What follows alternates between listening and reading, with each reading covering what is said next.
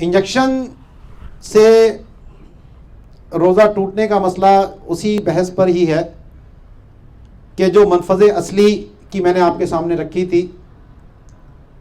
تو کیونکہ انجیکشن جو ہے وہ منفذ اصلیہ کے ذریعے کوئی چیز جسم کے اندر داخل نہیں ہوتی، مسام کے ذریعے داخل ہوتی ہے، چاہے گوشت میں لگایا جائے چاہے رگ میں لگایا جائے. تو اس لیے اکثر علماء اہل سنت کا یہی نظریہ ہے کہ انجیکشن سے روزہ فاسد نہیں ہوتا. اور ظاہر ہے کہ کوئی بلا وجہ انجیکشن لگواتا بھی نہیں ہے، ویسے اس کے سائیڈ ایفیکٹس بہت زیادہ ہوتے ہیں، خطرات ہوتے ہیں اس کے اندر، انجیکشن لڑ بھی جاتے ہیں عام طور پر. تو اس لیے کوئی بلا وجہ تو لگائے گا نہیں، ضرورت ہی ہوگی.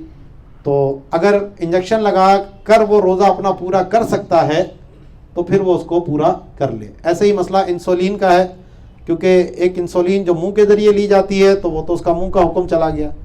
باقی جو اگر انجیکشن کے ذریعے لی جا رہی ہے تو اس کا حکم انجیکشن کا ہے، چاہے وہ پیٹ میں لگائے یا کوئی رگ وغیرہ میں جو لگاتے ہیں، ران پہ لگاتا ہے کوئی اور کسی جگہ پر لگاتے ہیں، تو اس سے بھی جو ہے وہ روزہ فاسد نہیں ہوگا.